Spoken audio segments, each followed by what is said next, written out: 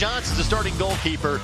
This is the first time he has played all season in a USL Championship match. And Travian Sousa, the end of the match against Birmingham, which means Romario Williams and Edward Shiza up top. He scored the first goal in the Cup-for-Bond win against the Legion last week. It was the first time he had scored since May 16th. For a third consecutive game, Luke Pruder is in for Hunter Sult. We could see Hunter back as soon as next Saturday. But speaking of Luke Pruder, all of these three players, young guys, first or second year pros, on loan from MLS Next Pro squads here in the Midwest. And Brad, they've kind of energized this Indy 11 locker room. Yeah, absolutely. Sometimes when you get new guys in the mix, just that happens. Some new energy. And they've done a great job since coming here to Indy into the back of the net. So Indy's got to be on the lookout for him. And Tulsa will certainly be finding him when they get in the attacking third. We talk about Indy mining talent from a loan standpoint from Next Pro teams. Foul whistled against the Indy 11. Well, that is what Tulsa did with Calhura. Last year, he was part of the Next Pro's best 11. He had 14 goals playing for NYC FC2. It is the second year in a row one of the best goal scorers in the league has been picked from that roster. M.D. Myers in Charleston last year. In 23, he was one of the best players in that league. As that ball ricochets its way to Pruder. Giordano Colli was the player that got his head to it. Relatively easy play for Pruder to make for his first of the night. Three different netminders have seen time for the Indy 11 this season. Hunter Sult has dealt with a pair of injuries this year. Reese Charles Cook injured replacing Sult earlier this month. Hence the need to bring Pruder in literally on the deadline day of the roster freeze. He was brought in. Another good job by Williams holding the ball up. I think he's struggled with that at times this year, but he's 2 for 2, holding the ball up in good situations, letting Indy get up the field. Good defensive work by FC Tulsa. And then a foul is given. Basically, that was kind of allowed to play out, and once the advantage went away for Indy, then the foul is whistled. So not a throw, but a free kick coming from next to the touchline for Aodhan Quinn and/or James Murphy.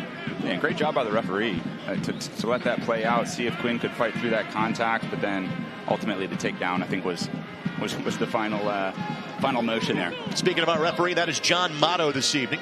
Jacob Little and Christopher Slane are the assistant referees, and Salvador Flores is our fourth official tonight.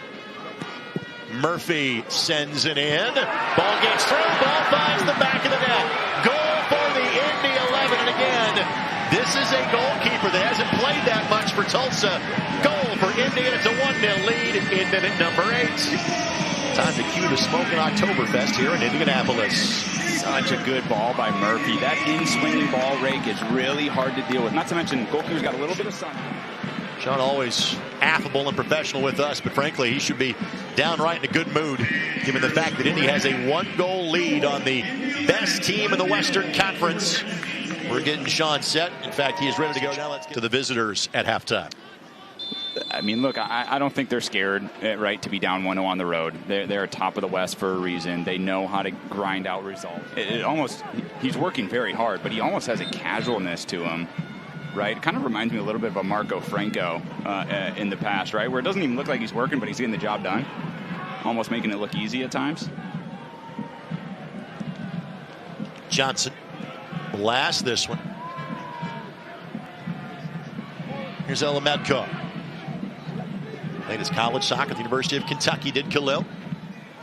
Fifth-year pro. Good find for Amo. Rendon trying to use that speed. So smart, getting in the defender's body. The back heel to Lindley. Bending ball. Overcooks Amo, but finds Quinn. Quinn, Blake. Back of the net. Indy 11 has a 2-goal lead and a new all-time scoring leader in their USL Championship history. Jack Blake delivers for the Indy 11. What a sequence.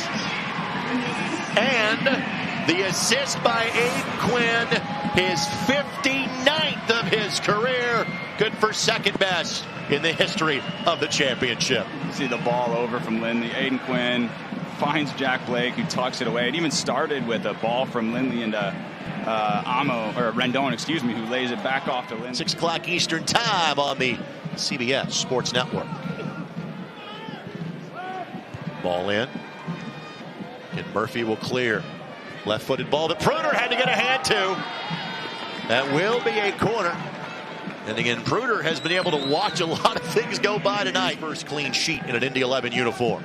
Yeah, you see the shot from distance here. Might have gone wide, but yeah, you can't take that chance. Stream will be the Lou City broadcast. I'm sure it'll be quality. Want to hear the local version of it? My Indy TV 23, the place to be next Saturday night.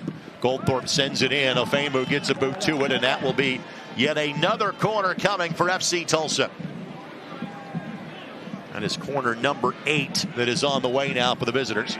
Tulsa will empty their bench. Their last 2 substitutions are about to make their way to the 4th official. Alex DeLu and Lucas Stauffer, that pair of players. Goldthorp bending ball in, and that's going to find the back of the net. Tulsa just got one back with 10+ minutes left to go. I've been saying it for at least 20 minutes, right? You keep giving Tulsa chances. They're going to find one, whether it's a good finish, whether it's a lucky bounce, but it's been coming for a while. And again, from the Indy perspective, the difference in 3 points and 1 point is Sousa on the restart. Diallo will settle. Blake is trying to soldier through. Goldthorp's blast. Thinking all the way through. Amo, great work just to slow things up. Sousa gets the cross away, headed down, and just steered wide. That was inches from 2-2. And Schaefer finds or tries to find Rendon. Lindley blocks out like his basketball coach Pete Smith taught him. Good read by Johnson. Yeah. Needed to do that to keep it away from Rendon. That's really smart. About 100 seconds left to go in this one. Sousa sends it in. Well defended by Amo. Tulsa bench didn't think it was so well defended. But shoulder to shoulder was the claim of the referee. And now Rendon. He has the speed to go for it on his own. He just might. Has a hit. That's not what you want to do. That's not it.